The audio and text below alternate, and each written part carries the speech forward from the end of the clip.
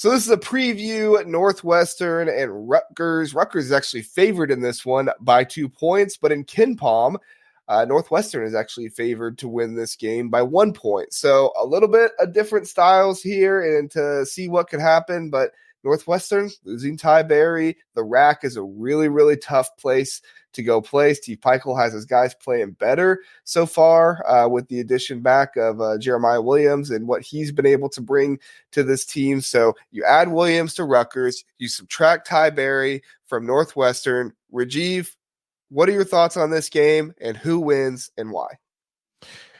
I think Rutgers wins because it's very hard to win on the road in the Big Ten, and Rutgers is a very tough place to play.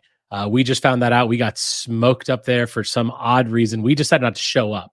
But I hope if Northwestern gets off the bus, they'll look better than Wisconsin did.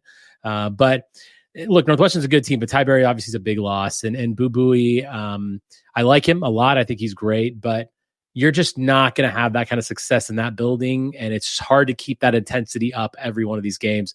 I think this just is a classic game that Northwestern's going to drop because they're Northwestern, because they're going to keep making some mistakes, because Rutgers going to end up forcing 10 plus turnovers in this game, maybe 15. And you do that, it's going to be a tough place for them to shoot. Northwestern shooting, the 3-point percentage is not going to be as well as it is at home.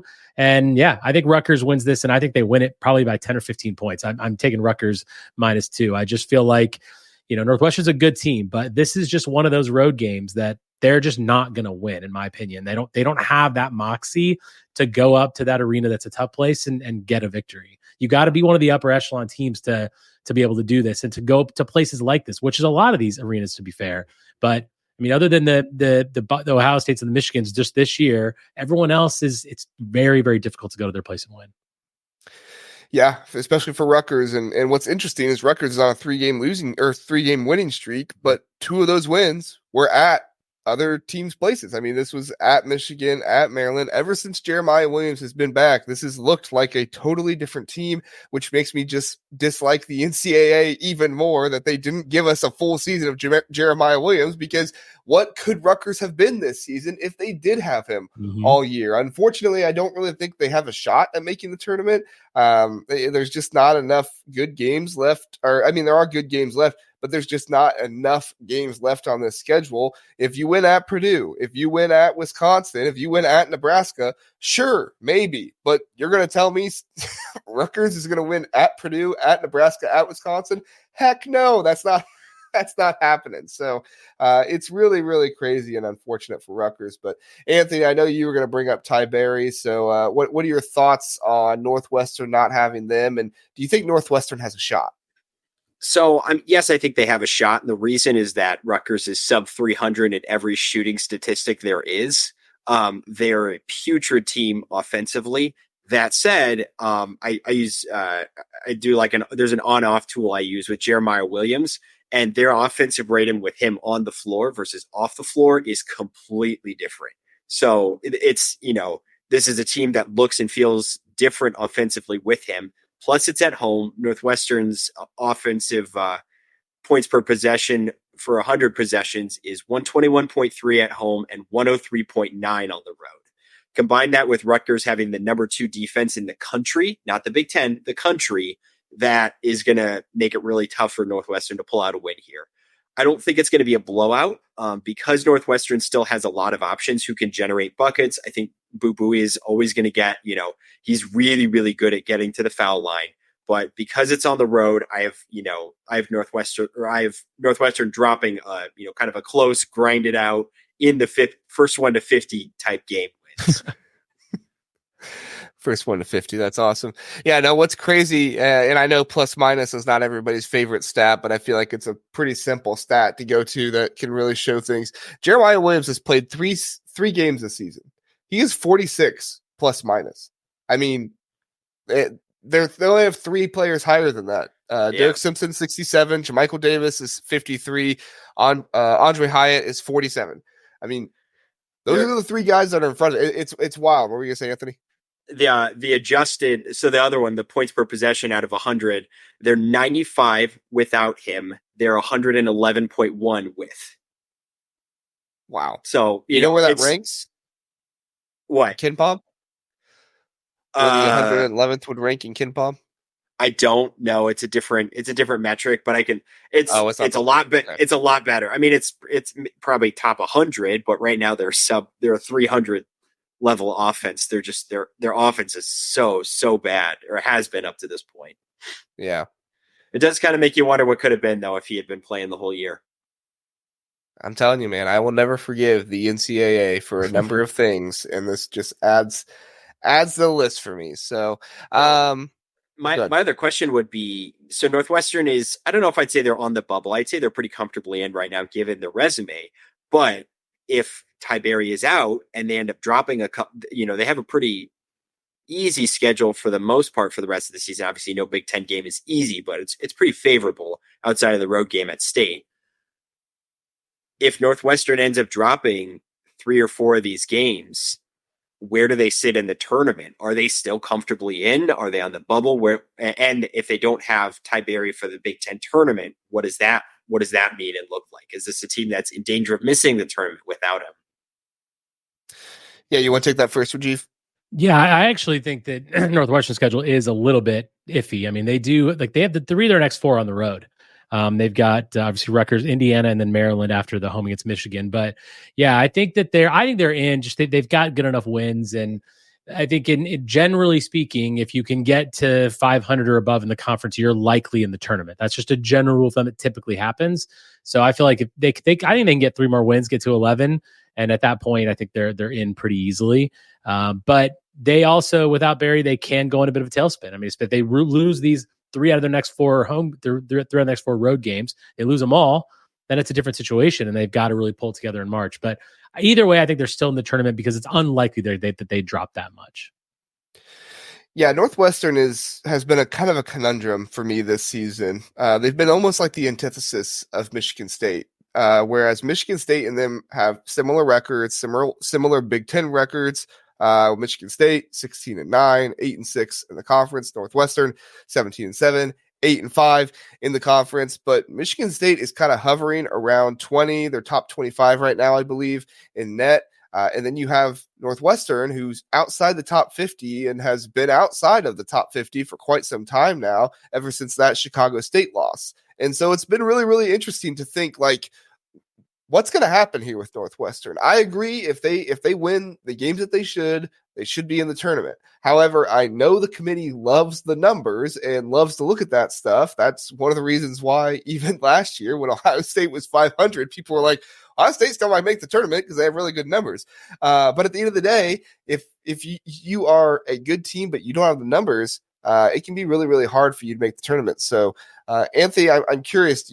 Are you on the stance that you think Northwestern is in, or does it kind of depend on how they finish it out here? What are your thoughts? I think it does depend on how they finish it out. I think, if this is a team that's at 500 in the Big Ten, what are they at right now? They're 8-5. 8-5. Yeah. So they'd have to finish 2-5, which is pretty bad, right? Obviously 500, you're not in. I think if you win 3 games, I think if you win 4 games, you're comfortable. I would say you're pretty comfortable. 12-8, even in a down Big Ten, is still pretty good. 11-9 is when you start to get dicey. 10-10, you are definitely not in the Big Ten this year.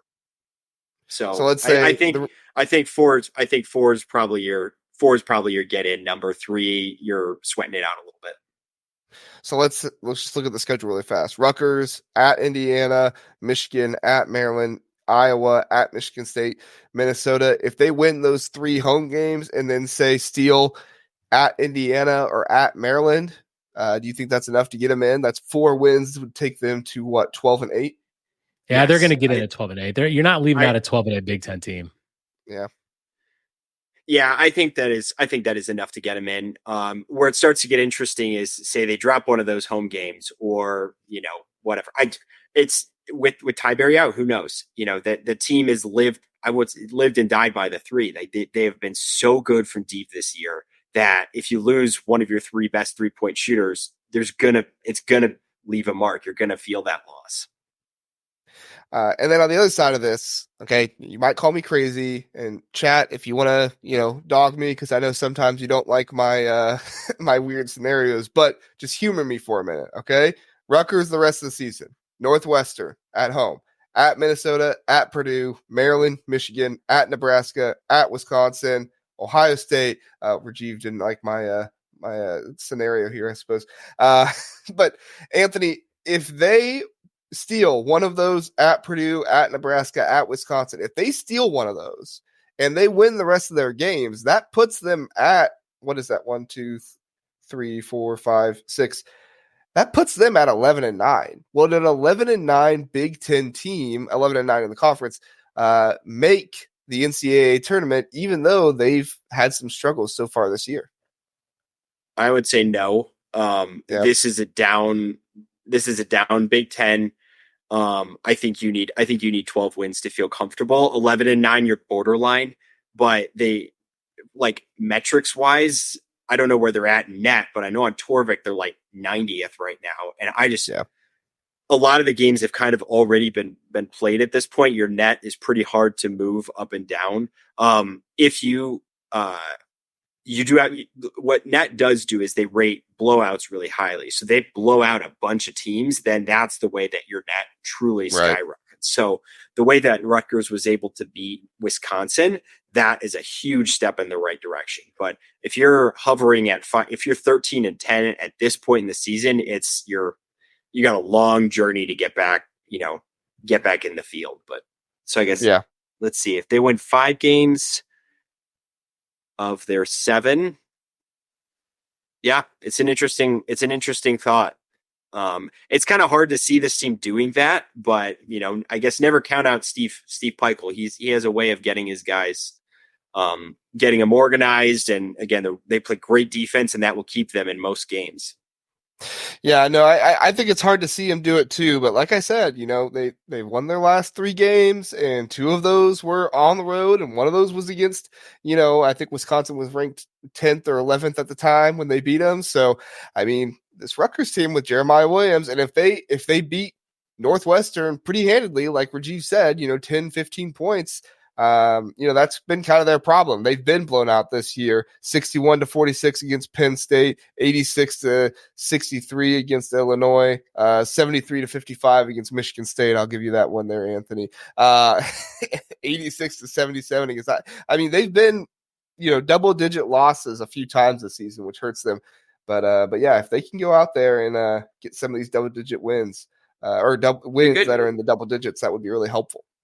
The good news is they have 3 signature win opportunities on the rest of the schedule, right? A lot of teams kind of only have 1 or 2 at this point. So they have 3, right? Chance to, if you can get 2 of those 3, then things get really interesting. Yeah. Yeah. I'm rooting for it. I am rooting for a Rutgers to make the tournament with Jeremiah Williams, stick it to the NCAA. And hey, even if they lose all 3 of these really big wins, if they make a run on the tournament in the Big Ten tournament, who knows? I don't know. I am fishing that way here. And that's actually the other aspect too, is right. I'm just talking regular season. If you win 2 games in the Big Ten tournament, you get hot, then the committee starts to give you even more of a look. I'm fine with Rutgers not making the tournament because of last year, and what they did to Michigan State, and how they got left out of the tournament last year. I think karma has to come back for them one more time before I'll start rooting for them to make the tournament again. I'm not sure if you remember what happened. It's not great. Vaguely remind me. Vaguely, I do. But so Michigan State was had skipped a couple of games because of the shooting on campus. Yes, so they were short some games, and they were trying to reschedule the Rutgers game. And Steve Peichel basically said, "We don't want to reschedule it." And we're like, "Okay, and it was." Michigan State was kind of on the bubble. We were looking for wins, and obviously, he didn't want to. It put his team in danger or whatever, but then when Selection Sunday came, nothing. Yeah. So it was, it was kind of like, sorry to hear that, Steve.